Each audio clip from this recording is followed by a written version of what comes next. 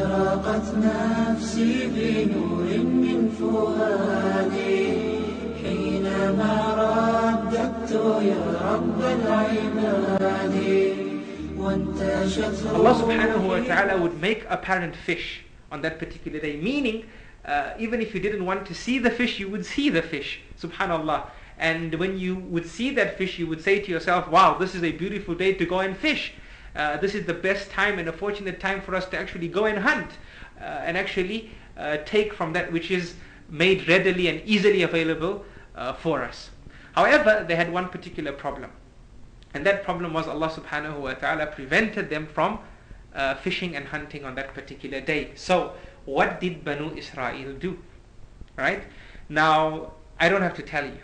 We've learned verse after verse the reality of this particular qawm. And if I ask you, what do you think they did? I am sure I would receive from each and every one of you some particular activity that contradicts the command of Allah subhanahu wa ta'ala, for indeed they were a nation that strived on being disobedient. And in this particular circumstance they were. What did they do? They tried a form of trickery. They tried to get around this issue of hunting and fishing on Saturday by placing nets in the water during the evening of Friday. So that when these fish became apparent, they were caught up in the nets, and then on Saturday morning they would take these nets in and benefit from that which was caught in the nets, and thus they did not lose they would not lose Saturday at all. So this is what they did, O servants of Allah. They thought they were tricking Allah subhanahu wa ta'ala, but they were only tricking themselves, and Allah subhanahu wa ta'ala commanded them, kunuhi. Allah subhanahu wa ta'ala laid the command, be monkeys despised, qiradatan khasi'in. Now this punishment is specific to those that actually set the nets Friday night and took the fish on Sunday.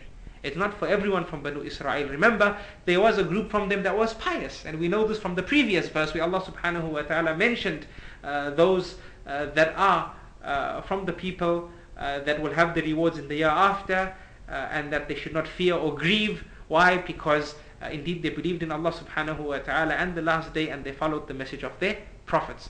So this punishment was specific for those that acted in a manner that was contradictory to the command of Allah subhanahu wa ta'ala. And then Allah subhanahu wa ta'ala states فَجَعَلْنَاهَا and more particularly as an English translation for you all, Allah subhanahu wa ta'ala said, and we made it a deterrent punishment for those who were present, and those who succeeded them, and a lesson for those who fear Allah subhanahu wa ta'ala. So we learn from this, O servants of Allah, that trying to get round the laws of Allah subhanahu wa ta'ala through trickery, etc., is haram. It is haram. In fact, it is even more haram than the haram act itself. Why? Because in essence, you're trying to trick Allah subhanahu wa ta'ala, and that is haram, and you are actually participating in the haram deed. La ilaha illallah. So you are committing two haram acts. Two haram acts, and thus deserve a double punishment. And wallahi, today we see this amongst people that we deal with. May Allah subhanahu wa ta'ala protect us all when they try and find a way out of riba and interest by giving it numerous names, by coming up with different types of transactions that sort of make the reality of riba hidden, so that it is not apparent and people engage in that particular practice without any feeling, subhanallah, that they are doing something haram. This is also a type of trickery, and those who do that have the qualities of this particular nation that we are discussing in this particular verse. May Allah subhanahu wa ta'ala protect us all. Subhanallah. I mean, I don't know about you all, but I personally am overwhelmed. I am overwhelmed. Just as we study these verses, and we realize, subhanallah, that Allah subhanahu wa ta'ala subhanallah, is totally independent. He does not need us. But how Allah subhanahu wa ta'ala tolerates us. That even if we look at ourselves now, O servants of Allah, our own worship of Allah subhanahu wa ta'ala is questionable.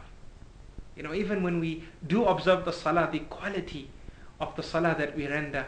I mean, this is not the time and place for us to discuss this. We need to cover several more verses, but it's something which we need to really take into consideration. May Allah subhanahu wa ta'ala grant us the understanding. Ameen. Let us move very quickly to verse 68 or verse 67 rather, before verse 68. And what we're going to do is we want to discuss verses 67 right up to verse 73. So verses 67 up till 73. Why? Because Allah subhanahu wa ta'ala relates to us a story, and that which happened with Banu Israel, a story that is an important moment in history that has manifest lessons and great lessons, important lessons. And in fact, this story has so much importance that Allah subhanahu wa ta'ala has named an entire chapter after this particular event. And this teaches us, subhanallah, how important the study of history is. When we study it, to learn from it and ensure that we don't make the same mistakes as those before us. Now, we only have 3 or 4 minutes left, so I'm going to seek your permission to take a few minutes more of your time in this particular session so that we can cover this particular story. It is important that we do so because we still have so many more verses to get through, and our sessions are diminishing in terms of the numbers of sessions that are left. So here Allah subhanahu wa ta'ala states in verse 67. Allah subhanahu wa ta'ala says, وَإِذْ قَالَ مُوسَى لِقَوْمِهِ إِنَّ اللَّهَ يَأْمُرُكُمْ أَن تَذْبَحُوا بَقَرَةً. Allah subhanahu wa ta'ala here tells us about Musa alayhi salam when he told his people to slaughter a cow. Now, why did Musa alayhi salam ask them to slaughter a cow? The ulama of tafsir teach us that this was because someone amongst them was killed. Someone amongst them was killed, and nobody was owning up to actually killing this particular person. So tribal conflict became apparent. That's what happened. Tribal conflict became apparent, and there was about to be an outbreak and civil war between them until it was suggested that they went to Musa alayhi salam and sought advice from Musa alayhi salam in how to deal with the matter. So they went to Musa alayhi salam and they said, look, someone's been killed and nobody's owning up to the killing of this particular person, and we need retribution and justice. What do you advise? So Musa alayhi salam immediately said, إِنَّ اللَّهَ يَأْمُرُكُمْ أَن تَذْبَحُوا بَقَرَةً. Indeed, Allah subhanahu wa ta'ala has commanded you to slaughter a cow. Subhanallah. Subhanallah. Direct instruction. Allah has commanded you to slaughter a cow. Direct and clear instruction. But not surprisingly, they said, قَالُوا أَتَتَّخِذُنَا هُزُوًا. I mean, as if they are saying, is this a joke? Is this a joke really? Do you take us in ridicule? So Musa alayhi salam said, I seek refuge in Allah from being amongst the ignorant. قَالُوا ادْعُ لَنَا رَبَّكَ يُبَيِّن لَنَا مَا هِي. This is what the people of Musa alayhi salam said. After receiving a clear instruction, they said, please ask your Lord again. Look how rude they were in their instruction and their speech pattern. They said, ask your Lord to explain to us what this cow is. La ilaha illallah. So they said, call upon your Lord to make clear to us what it is. So Musa alayhi salam said that Allah subhanahu wa ta'ala says, it is a cow which is neither old nor a virgin, but median. That which is between a young cow and a cow which is old. So now do what you have been commanded to do. So first, the instruction was open. There was leeway. Just slaughter a cow. But now they went on to say, well, explain to us what cow is required here. So Allah subhanahu wa ta'ala made it slightly defined for them. Not just any cow now, but a cow that is medium, in the middle of an old cow and a young cow. So what did they do? In verse 69, they said, call upon your Lord to show us what is her color. La ilaha illallah. You see, this was their arrogance. They kept on asking questions, unnecessary questions. Allah said, slaughter a cow, baqarah, indefinite. In language, a noun that exists in this particular context and form is indefinite. Any cow.